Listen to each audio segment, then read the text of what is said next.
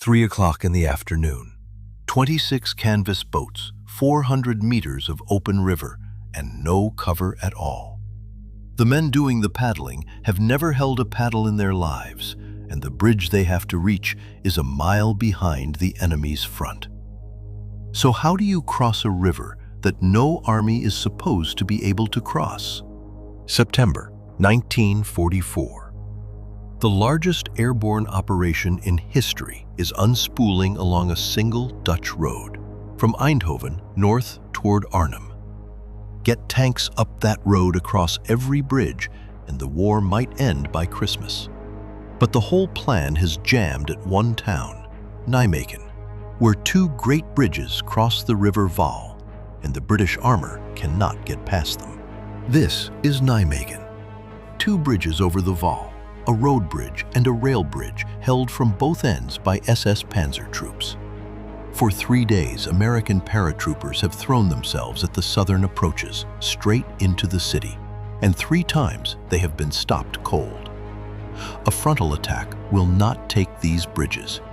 So General Gavin proposes something close to madness. Don't attack the bridge. Cross the river a mile downstream, in daylight, and take the far ends from behind, while the tanks and a 2nd Battalion hit the southern ends at the same moment. The men who will make the crossing are Major Julian Cook's 3rd Battalion of the 504th. The catch? They have no boats. The boats arrive by truck half an hour before the assault. 26 flimsy craft of canvas and plywood, not the 33 that were promised. On the South Dyke, 100 guns and 2 squadrons of British tanks line up to hammer the far bank, and smoke shells are fired to screen the river. But the wind is wrong. The smoke tears apart almost as fast as it is laid. 3 o'clock. The paratroopers carry the boats over the dike, cut a gap in the power company fence, and shove off into the current. 13 men to a boat, most of them paddling with rifle butts and bare hands. Out in front, in the lead boat, Major Cook begins to pray aloud, the Hail Mary, over and over, using it to keep the stroke. For a few seconds, nothing.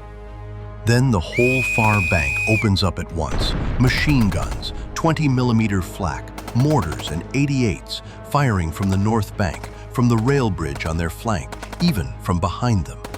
The river erupts. Boats are punctured and swamped. Men are hit at the paddles, and the current drags the whole line sideways, downstream, toward the guns. Half the boats never make it. They fold, capsize, and go under with the men still in them. One trooper, weighed down by his ammunition, sinks in 8 feet of water and simply walks to the far shore along the river bottom, holding his breath. Of 26 boats, 13 touch the north bank.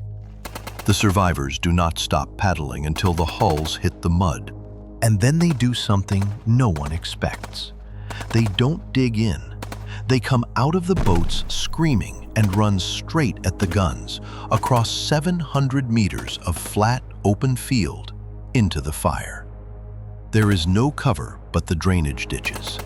Men fall the whole way, but the line does not stop. They reach the diked road and go over it with grenades and bayonets. Off to the west stands an old moated fort, its towers mounting the flak guns that have been raking the water. One sergeant swims the moat to find a way in. The rest storm it and turn the guns silent. The killing ground behind them is theirs. Now they turn east and run for the bridges. At the rail bridge, hundreds of German defenders break and try to flee north across the span, straight into the paratroopers coming the other way. The result is a slaughter on the girders. When it is over, more than 260 enemy dead are counted on the rail bridge alone. Its far end is theirs, because the crossing was only ever half the plan. On the south bank, inside the city, Colonel Vandervoort's paratroopers and the Grenadier Guards have spent the afternoon grinding into Hunter Park, the SS strongpoint guarding the southern approach to the road bridge. Now, both jaws are closing on the same span, from opposite ends, at the same time. Cook's men reach the northern end of the Great Road Bridge, and they find it wired to blow. Demolition charges laid all along the span, enough to drop it into the river in a single blast. Somewhere on the far side, a German officer is waiting to press the plunger. For a moment, the largest bridge in Europe hangs on whether the wires still work. And then the tanks come. Sergeant Peter Robinson's troop of Grenadier Guards Shermans guns it out onto the bridge, into the fire, gambling that it will not go up beneath them. A shell knocks out the anti-tank gun on the far ramp. They do not stop. They cross. At 7:10 in the evening, the lead tanks reach the northern end and meet the paratroopers of the 504th coming the other way. The charges never blow. The wires had been cut. Both bridges over the Waal are open, intact, and in Allied hands. The impossible crossing has worked. It has cost Cook's battalion 28 men killed and 78 wounded in a single afternoon, most of them in the water, in boats that took barely 20 minutes to cross.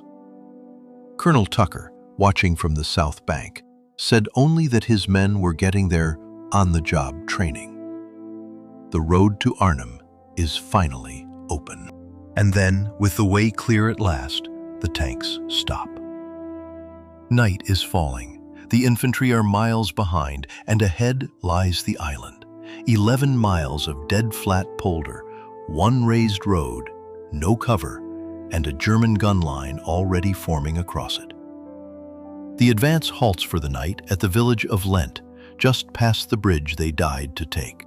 17 kilometers to the north, at Arnhem, Colonel Frost's paratroopers still hold their end of the last bridge. They will hold it through that night, but by dawn, out of ammunition and overrun, the bridge falls, and the road reopens to the Germans, hours before any relief can reach it. The 504th had opened the door. It was one bridge too far.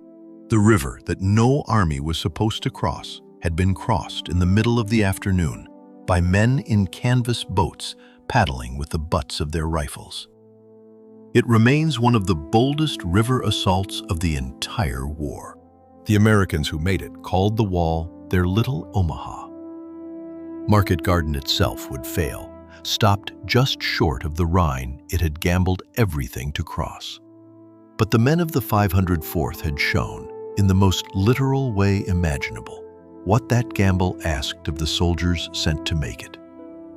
What happened at the end of that road, at Arnhem, is the other half of this story.